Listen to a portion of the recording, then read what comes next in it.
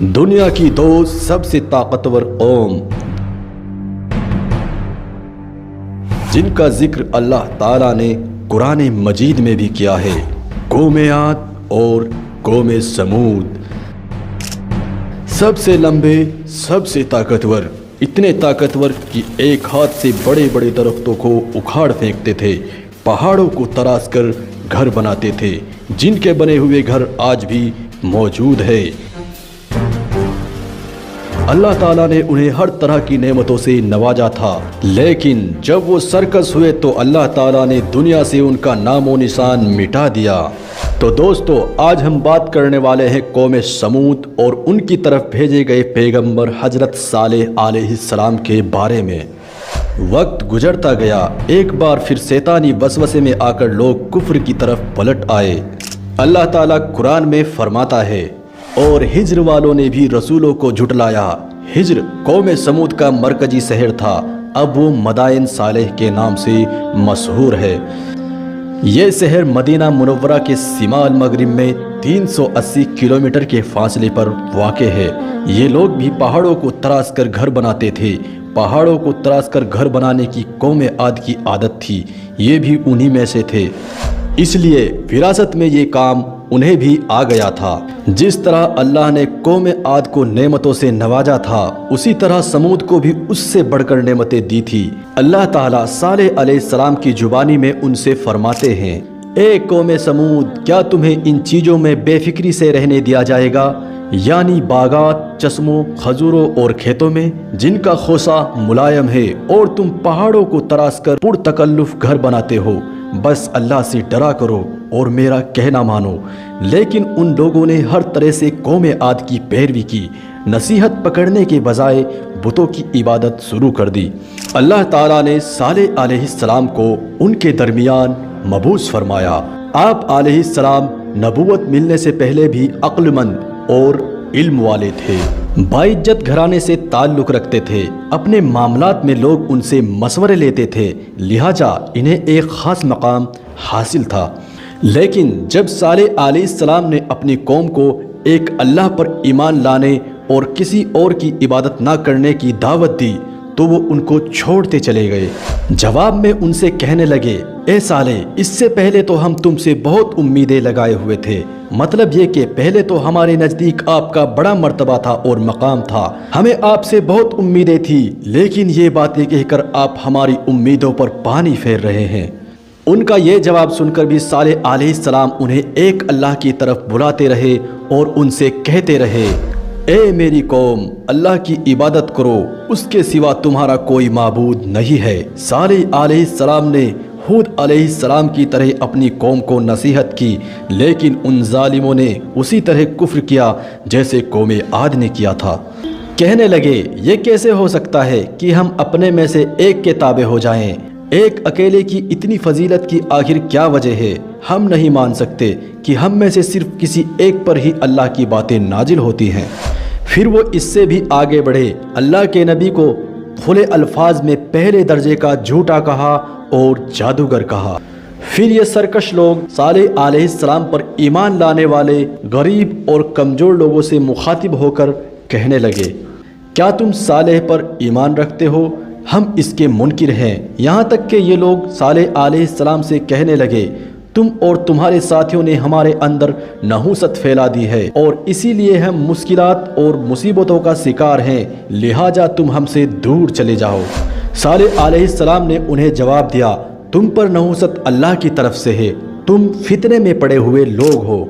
پھر اس کے بعد ان کی قوم مکمل طور پر دشمنی پر اتر آئی اور انہوں نے آپ کو یہاں تک کہہ دیا کہ آپ ہماری مجلسوں میں نہ آیا کریں۔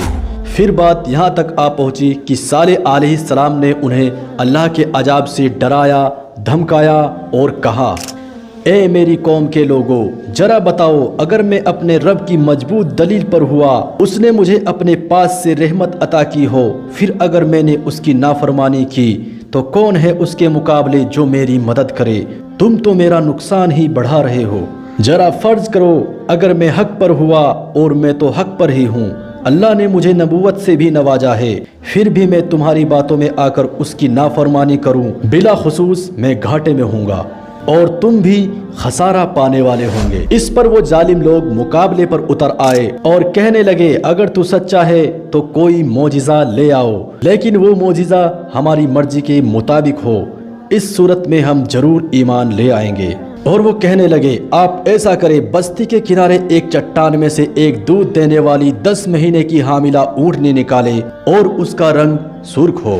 صالح علیہ السلام سے مطالبہ کر کے وہ سردار لوگ ایک طرف بیٹھ گئے اور صالح علیہ السلام کا مذاق اڑانے لگے۔ ان میں سے ایک کہنے لگا اونٹنی 10 ماہ کی ہو اور حاملہ ہو۔ پھر دوسرے نے کہا اس کی خال پر بہت زیادہ اون ہو، موٹی ہو، تازی ہو۔ اور پھر تیسرے نے کہا ہم نے پہلے کبھی ایسی اونٹنی نہ دیکھی ہو۔ اور پھر چوتھے نے کہا وہ اتنی بڑی ہو کہ اکیلے ایک دن میں تمام کنویں کا پانی پی جائے اور دوسرے روز ہم پیے۔ یہ لوگ اسی طرح مذاق اڑاتے جا رہے تھے۔ پھر صالح علیہ السلام نے ان سے کہا اگر تمہارے مطابق تمہیں اونٹنی مل جائے کیا تم ایمان لے آؤ گے؟ سب نے مل کر کہا ہاں ہم ضرور لے آئیں گے۔ صالح علیہ السلام نے کہا تم سب لوگوں کو ایک دن جمع کر لو۔ پھر مقرر کیے ہوئے دن پر سب لوگ جمع ہو گئے۔ ان کی موجودگی میں صالح علیہ السلام نے اللہ سے دعا کی، زمین پر زلزلہ طاری ہوا، ان کی آنکھوں کے سامنے اس پہاڑ کی چٹان پھٹی اور اس چٹان سے بالکل ویسی ہی اونٹنی نکلی جیسا ان کا مطالبہ تھا۔ انہوں نے اپنی زندگی میں ایسی اونٹنی کبھی نہیں دیکھی تھی، اس میں وہ تمام صفات موجود تھی جو ان لوگوں نے مطالبہ کیا تھا۔ اللہ تعالیٰ قرآن میں فرماتا ہے اے میری قوم یہ اللہ کی بھیجی ہوئی اونٹنی ہے، یہ تمہارے لیے ایک معجزہ ہے، اب تم اسے اللہ کی زمین میں کھاتی ہوئی چھوڑ دو اور اسے کسی طرح کی تکلیف نہ پہنچانا، نہیں تو فوری عذاب تمہیں آ پکڑے گا۔ اس اونٹنی کو کسی اونٹنی نے جنم نہیں دیا، اس لیے اس اونٹنی کو ناقۃ اللہ یعنی اللہ کی اونٹنی کہا گیا۔ پھر صالح علیہ السلام نے فرمایا اے لوگو ذرا سنو، ایک دن یہ اونٹنی پانی پیے گی، ایک دن تم پیو گے، تم میں سے کوئی اسے تکلیف نہ پہنچائے ورنہ اللہ کا بدترین عذاب تم پر نازل ہوگا۔ اس معجزے کو دیکھ کر بھی لوگ دو گروہ میں بٹ گئے۔ بہت ہی کم لوگوں نے حضرت صالح علیہ السلام کی پیروی کی اور ان پر ایمان لائے، جبکہ اکثر لوگ پھر بھی اپنے کفر پر ڈٹے رہے۔ وہ اونٹنی ان میں موجود رہی، ان کے علاقے میں جہاں چاہتی چرتی، جب کنویں پر پانی پینے جاتی تو سارا پانی پی جاتی، وہ لوگ اس کا دودھ پیتے، دودھ سب کے لیے کافی ہو جاتا۔ ان کی آنکھوں کے سامنے اس نے ایک بچے کو جنم دیا جو شکل صورت میں بالکل اپنی ماں جیسا تھا۔ بچہ اونٹنی کے ساتھ رہتا، یہ ایک واضح نشانی تھی۔ وہ اونٹنی ایک عرصے تک ان میں رہی۔ وہ لوگ اونٹنی کو دیکھ کر حیران ہوئے، لیکن ایمان پھر بھی بہت ہی کم لوگ لائے۔ پھر قوم کے سرداروں نے ایک دن مشورہ کیا کہ صالح علیہ السلام کو اگر اسی طرح چھوڑ دیا تو کہیں لوگ ہمیں نہ چھوڑ دے، اس اونٹنی نے ہمیں مصیبت میں ڈال دیا، ہم پورا ایک دن پانی کو چھو بھی نہیں سکتے کیونکہ یہ سارا پانی پی جاتی ہے، لہٰذا ہمیں چاہیے اس سے چھٹکارا حاصل کر لے۔ ان سرداروں نے مشورہ کیا اور ایک آدمی کو منتخب کیا۔ ان میں ایک بڑا بدبخت شخص کھڑا ہوا، یہ بدبخت ادار ہی تھا، اپنے ساتھی کو لے کر اونٹنی کو قتل کرنے کے لیے تیار ہو گئے۔ آپس میں مشورہ ہوا یہ نہ کہا جائے کہ ہم نے اسے قتل کیا ہے، اس طرح باقی لوگوں نے بھی اس سے اتفاق کیا۔ اس یقین دہانی کے بعد یہ بدبخت اونٹنی کے انتظار میں بیٹھ گئے۔ اونٹنی پہاڑ کی دوسری طرف سے آتی تھی اور پانی پی کر چلی جاتی تھی، یہی اس کا معمول تھا۔ جب بدبخت لوگوں نے اونٹنی کو چٹان کی طرف سے آتے دیکھا تو حملہ کرنے کے لیے آگے بڑھے، لیکن اسے دیکھ کر ڈر گئے، الٹے پاؤں بھاگے۔